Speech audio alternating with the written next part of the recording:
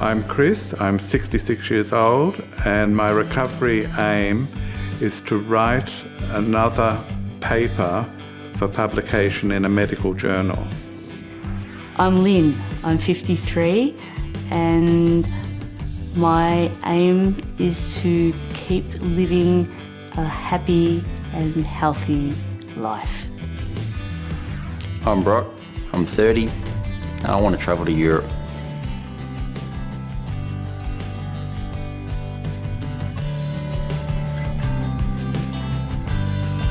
Well, I found out I had a brain tumour in 2009. I'd been having some issues leading up to that point. I thought I was having some sort of a breakdown and went to the GP and initially was put on an antidepressant thinking it was an anxiety issue, and I really seemed to improve. Yeah, so things were going along well, and then it was New Year's Eve and I had an amnesia thing happen. It was, I was making things for a party I was going to, and I came home, I went shopping, came home, bought everything home, and then I went out in the car again, and I don't know why I went out or where I went, and then I started to get headaches and eventually went back to the doctor to get my repeat for my antidepressant. And I told him about that incident, and he said, well, maybe we should get a CT scan just to, rule out the worst case scenario. The thing that I vividly remember is how it first started, because I became disorientated in time. I knew exactly where I was, so it wasn't in place, but only in time. And I actually went to work on a Sunday, and I was trying to get into my office on a Sunday, and by chance a security man came along and reminded me it was Sunday, which I couldn't really understand. How can it be Sunday? Because I thought it was Monday. But I knew exactly where I was and how I got to work and how I could get home again. So that was my first indication that something was wrong. And then I rang assorted relatives, and then they took it from there, and then we're into the hospital very quickly. Sitting in a hospital bed and you have a mass on your brain and numb, very, very numb. Luckily I had family with me at the time, and that was the support that was there to be helpful. So the following day I had the MRI, then the day after that saw the neurosurgeon, and well, he said I needed, brain surgery, and I had about a 10-day wait for that to get my head around that. Fear and anxiety, which I've never had anxiety in my life, and yeah, I had anxiety attacks within days. And I was put on to a psychiatrist who I saw once a week, and he was able to put my feelings into useful solutions, letting me know that it was okay to be feeling the way I was. Anger, fear, it's fine to feel like that. I was relying on my medical team, but because I knew that, I was getting the standard recommended treatment that had shown some evidence of effectiveness, I was very comfortable and happy to follow what they recommended. Doctor came and told me that we would need to, in the next few days, after a few scans, make a decision on what surgery, what will need to happen and what we need to take out. And that was it. Here's the consent form, and sign. I spoke to my sister just so she could refresh my mind as to what happened, and she told me that once a scan was done and the doctor said, well, I think this is a brain cancer or brain tumour, then there was no question about, from what she said, there was no question about a second opinion or well, what do you want to do now? It was just, well, what we do is the surgery on this. And so the surgery was booked in. I wasn't really given much information in the hospital, but, you know, when I got home, because I had a medical background, I sort of knew I had a fair idea of where to get some reliable information from. So, you know, I didn't just Google, you know, GBM. I went to initially the Cancer Council. They have, you know, lots of booklets and fact sheets, and I think even a DVD. So, you know, I had them sent to me, and there's also the Brain Tumour Australia. I think they have lots of fact sheets there, and the Brain Tumour Alliance Australia. So I knew I had, you know, a good starting point together. It's easy to overload, with yourself with too much information and putting yourself in a headspin where you're not understanding and taking in what you need to. And that's why having someone with you at appointments helps. They can take notes, ask questions. Well, I think it was a big shock. I have 3 sons and a husband and extended family, and, you know, that was a big shock. You know, my sons were at that stage only 17. My eldest son was doing VCE, my middle son was 13, and my youngest son was 10. So there was a lot going on, you know, at home, you know, with their sporting commitments, you know, and I was, you know, heavily involved in all of that. Yeah, so I think their reaction, you know, was, well, I can't speak for them apart from to say, you know, it was a tumultuous time. Putting aside normal life, when you live a very active life is extremely hard. When you're working 5-6 days a week, exercising, and then it's just stop. You can't do any of that. You need to focus on the cancer. You need to focus on recovery, which the doctors were adamant about telling me because of how active I was, and it's a shock to the system. For surgery, I went public. For my radiation therapy, it was private. I wasn't given the option of public. So that was a shock when we were brought into a room, sat down and gone through billing, which we were told was going to be a minuscule amount, and it was thousands. I called the hospital straight away, quite angrily, and luckily I was on a trial and they were able to subsidise the payments, leaving us only a few thousand out of pocket. There's a 6 weeks course of oral chemotherapy, temozolomide and radiation, and then a 4-week break, and then 6 months where you're getting only the oral chemo, the temozolomide 5 days a week, 5 consecutive days for 6 months. This is, post the surgery, the radiation and the temozolomide, I think, starts about a few weeks or so after your surgery, and then there's a 4-week break after that initial course, and then the 6 months treatment follows after that. However, I only got to about the 5th month because I had a recurrence, so I had to go in for a second surgery. Okay. Yeah, that was in November 2009. I had a craniotomy, which is the removal of the tumour. Then, after being in the hospital for some time, and it was time to leave there, I was then told I would be going on to radiotherapy, which they tell you that that's going to make you tired and, you know, the fatigue will settle in, but you don't really know what to expect. But I found it incredibly tiring. My treatment involved 2 craniotomies and then 7 weeks of radiation therapy. The hair loss was a shock to the side effects of the radiation therapy. It just fell out. And memory.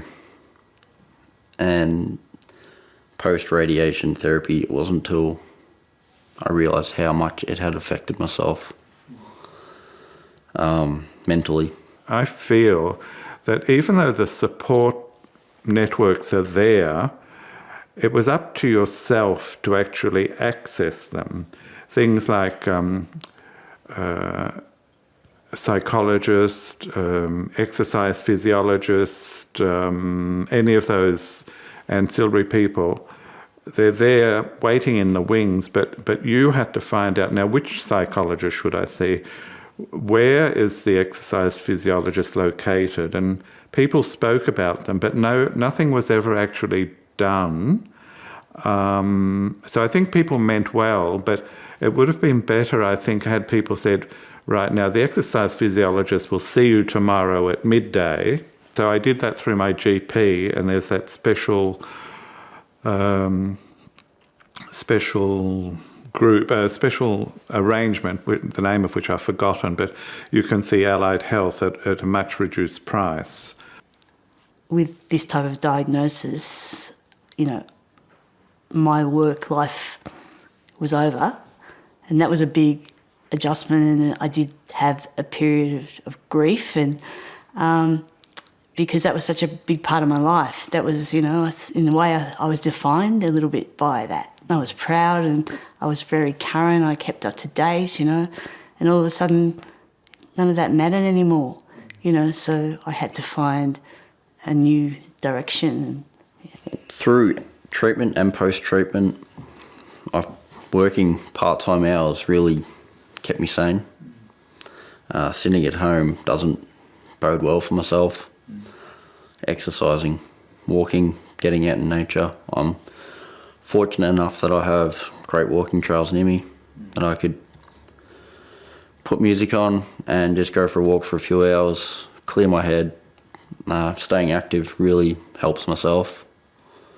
It may not be for everyone, but just find what you love, what makes you happy, and do it. I go to the Olivia Newton-John support group, which is held every month, and it's just been excellent, and it's been fantastic to be able to speak to other people who have the same diagnosis, and I actually look forward to going to it each month, and we have a very nice lunch, which is particularly good. But I would really recommend for anybody with the diagnosis to seek out the support group, because they're really, really worthwhile, I felt. Through treatment, my partner was phenomenal. I'm fortunate enough that she's a nurse and has a medical understanding. Help me understand the technical terms, what's going on, what might happen. Just help act as a translator, interpreter. And when it comes to an appointment and you're sitting there, you don't have an hour to talk about everything, so you have to jot down what's key and be able to answer those questions quickly. I always have someone with me, but I also take a diary. I just jot notes. Even if it's after the appointment, I just jot what I thought was key. Little things like weight, how I felt. Especially in between treatment, I write any issues that I had in that cycle. Just headaches or feelings. Just jot them down, date it, and you've got it there. Before my surgery, I was looking at psychosocial aspects of prostate cancer, and that's what I've done my PhD on. And that was one of my aims, was to finish the PhD, because I was right in, towards the end of the whole study when I was diagnosed. But in the meantime, I've finished and graduated, and that's been something of a milestone. I don't think many people who have got a brain tumour get their PhD, so that's pretty good. Yeah, I think the main things that have helped me now is that eventually I found, via the Cancer Council, I found support that was outside of the home, because everyone else had to go back to their regular life, and here I was isolated at home. I couldn't go anywhere, and I started to probably go a little bit downhill in my mental health, and initially I was doing a cancer phone call, which was like from the Cancer Council of New South Wales. It was a conference call, so there could have been 8 people. But I found that was really difficult with so many people trying to work out who was saying what. And eventually I decided that I needed to find a face-to-face support group, and was surprised that there were a few. And I started going to one, and I think in July 2011, so that's how much after my treatment had finished, and I still go to that one every month. And as a result of that, I get to see and meet people that are going through a similar. We have access to music therapy. I'm in a choir now that I go to every Monday, and I get to sing my lungs out. It's fantastic. And I've done art therapy, and I've just learnt so much. I wish I had have known about that support group earlier. I think there's newly diagnosed patients coming in now, and how valuable that would be to have that, early on, yeah. I think one of the obvious things when I've been diagnosed is the effect on the family, because I come from a large family, and they've been very supportive, so that's been excellent. But I think if your affairs are not in order, then there's a problem, because you're leaving a total mess for someone else to work out. So I think it's very important that you sort out all your bits and pieces and get it all organised, so you're not leaving that to somebody else. In my life, I'd always written songs over my life which, relieved some of, the emotions that I was going through, and really I hadn't written a song for many years. And in those weeks and probably that following year, I did start to, realise I can still do that. Currently, I'm working full-time, pretty much living my life as I was pre-diagnosis, apart from chemotherapy every month, but I am happy, married now, been on holidays, looking forward to my next holiday. I am different pre-diagnosis. I think I've grown. I am wary of the future, but I'm happy. And I'm happier now than I was probably before. I would say, ring the Cancer Council, see what's available to you. Also, see a financial advisor. See, what entitlements you may have. You might have, something through your super, or, in my situation, I had a life insurance policy, and when I saw my financial advisor, he said to get paid out on that now rather than later, because the value decreases over time. I think that unless you're in the financial business, you wouldn't know that sort of thing, but also there might be something through Centrelink that you're entitled to. So I think that's, but really don't stay isolated. Talk to others. Even through Cancer Council, you can talk with Cancer Connect. That's somebody who's had a similar experience that can ring you, so you don't have to go anywhere. They ring you, and and then they can let you know other things that are available to you. Yeah. This adventure, this journey, as people call it.